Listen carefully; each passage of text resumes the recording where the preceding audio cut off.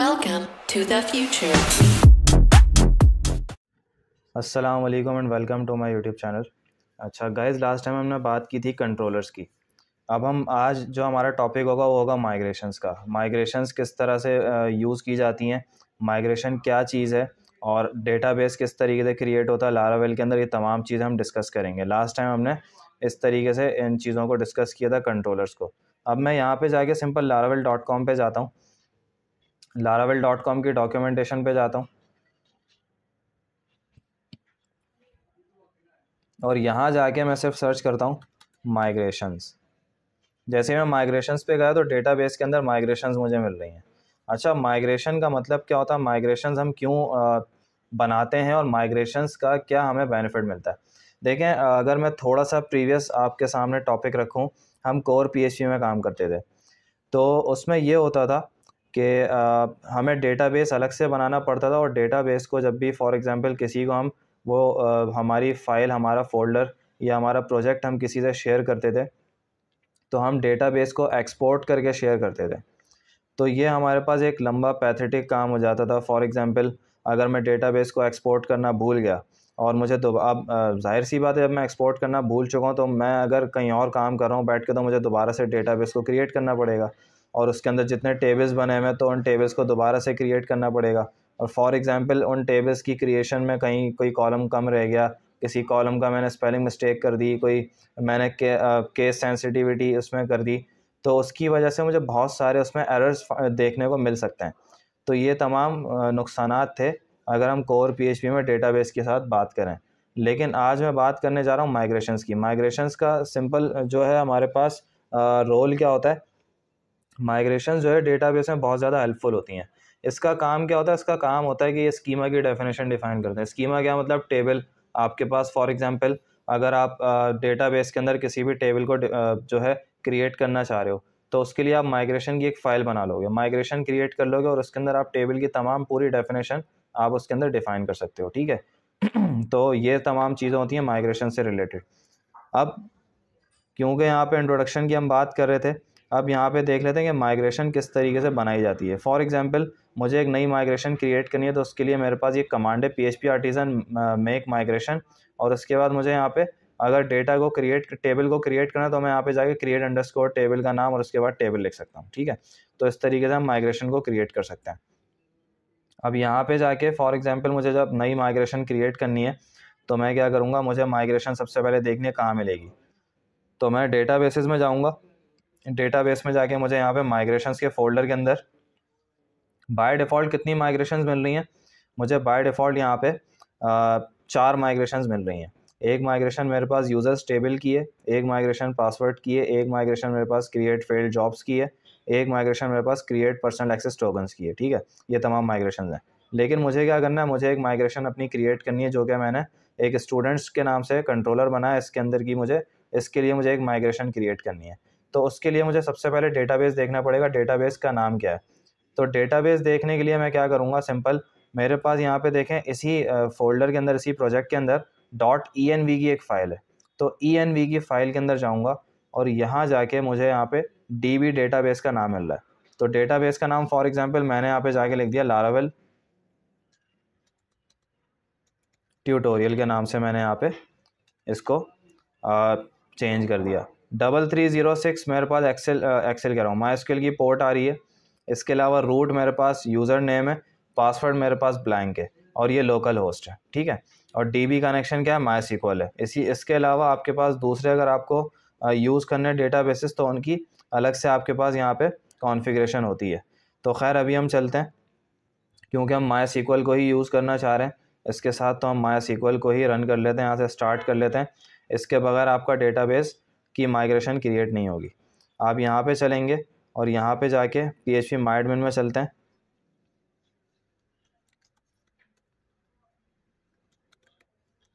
PHP माइडमिन में जाके मुझे यहाँ पे एक नया डेटाबेस क्रिएट करना है।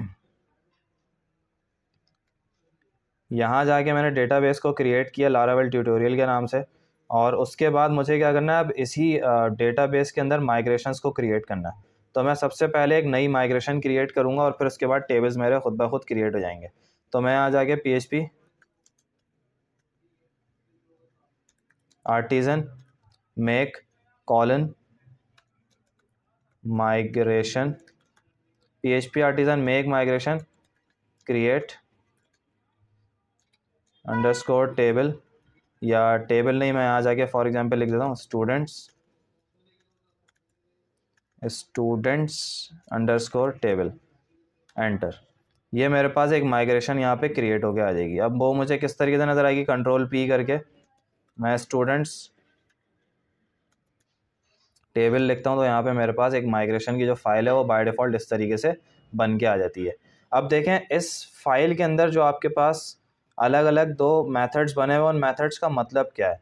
देखें एक आपके पास मेथड आ रहा है पब्लिक फंक्शन अप। अब ये अप वाला फंक्शन क्या करेगा, इसके अंदर आप जब भी माइग्रेशन की फ़ाइल को रन करेंगे तो होगा ये कि ये अप वाला फंक्शन चल जाएगा, और ये अप वाला फंक्शन आपका टेबल जो आपके पास डेटाबेस है उसके अंदर आपका ये टेबल क्रिएट कर देगा।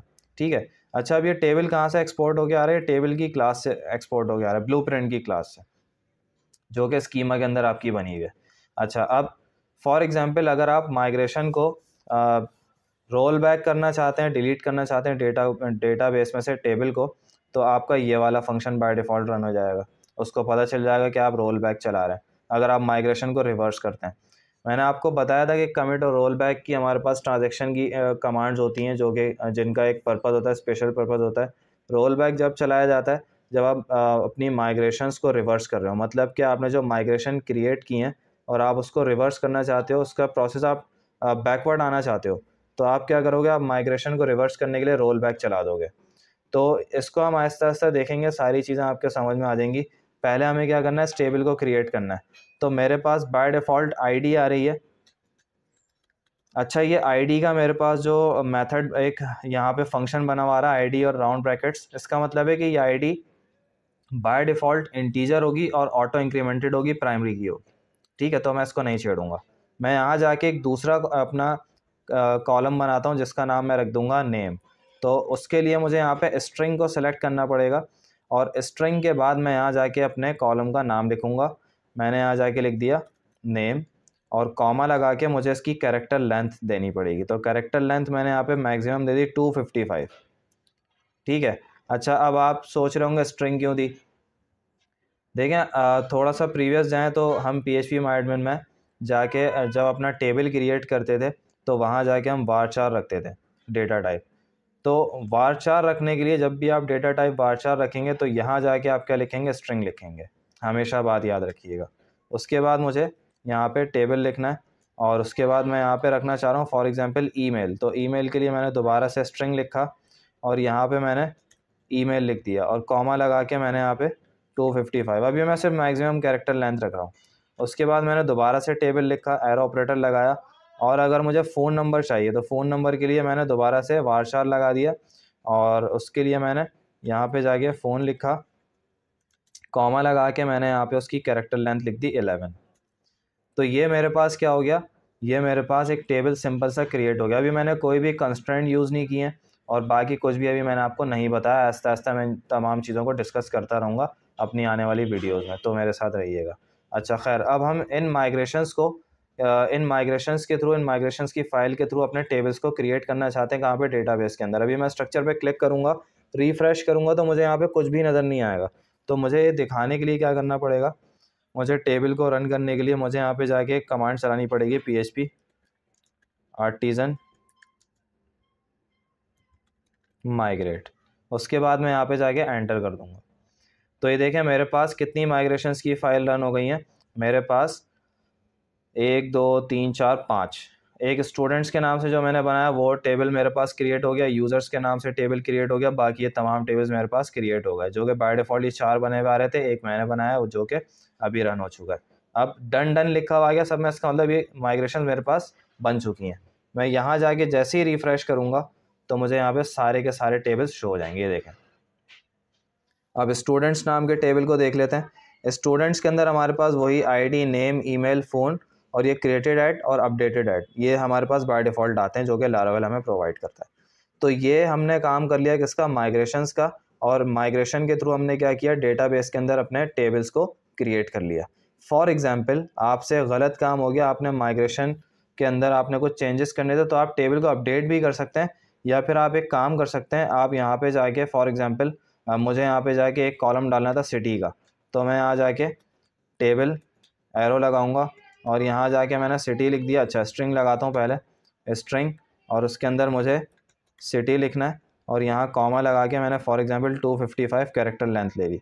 अब मैं चाहता हूँ यार ये सिटी भी ना इसके अंदर ऐड हो जाए, तो या तो मैं अपडेट कर सकता था इसको, या फिर मैं यहाँ पे जाके जो मैंने माइग्रेशन की एक कमांड चलाई है उसको मैं जाके यहाँ पे PHP आर्टिसन मेक माइग्रेशन, एक मिनट, मेक माइग्रेशन नहीं करूँगा, PHP आर्टिसन माइग्रेट लगाने के बाद मैं कॉलन लगाऊंगा और कॉलन लगाने के बाद मुझे यहाँ पे लिखना पड़ेगा रिफ्रेश। तो ये करने के बाद होगा क्या, रिफ्रेश का काम ये करता है कि इन माइग्रेशंस को दोबारा से रोल बैक करेगा और उसके बाद फिर से इनको रन कर देगा। तो करते हैं ज़रा, एंटर किया हमने, ये देखें क्या हुआ, आपके पास पहले माइग्रेशन सारी क्या हुई, रोल बैक हुई और उसके बाद दोबारा से रन हो गई। तो आपके पास ये सिटी का भी कॉलम आ चुका होगा। ब्राउज़ करते हैं तो ये देखें सिटी का भी आपको एक कॉलम यहाँ पे मिल चुका है। तो कभी भी आपने अगर इस तरीके से काम करना और आपके टेबल के अंदर डेटा नहीं है तो आप ये कर सकते हैं, और अगर डेटा होगा तो फिर उसके लिए आपका एक अलग स्टेप है, आप उसको क्या नाम है अपडेट भी कर सकते हैं। ठीक है, तो ये हमारे पास एक टेबल क्रिएट हो चुका है स्टूडेंट्स के नाम से। अब हम अगली आने वाली वीडियो में क्या करेंगे, स्टूडेंट्स के टेबल के अंदर हम पहले तो फॉर्म बनाएंगे, उस फॉर्म को वैलिडेट करेंगे, वैलिडेशन देखेंगे फॉर्म के अंदर वैलिडेशन किस तरीके से होती है, और उसके बाद हम ये देखेंगे कि इस टेबल के अंदर हम डेटा को किस तरह से इंसर्ट कर सकते हैं, अपडेट कर सकते हैं, क्रिएट कर सकते हैं और डिलीट कर सकते हैं। क्रिएट का काम हमने कर लिया, अब हमें इंसर्ट, अपडेट और डिलीट का काम करना है, मतलब कि पूरे करंट ऑपरेशंस परफॉर्म करना है। तो मेरे साथ रहिएगा, तब तक के लिए अपना ख्याल रखिएगा। अल्लाह हाफ़िज़।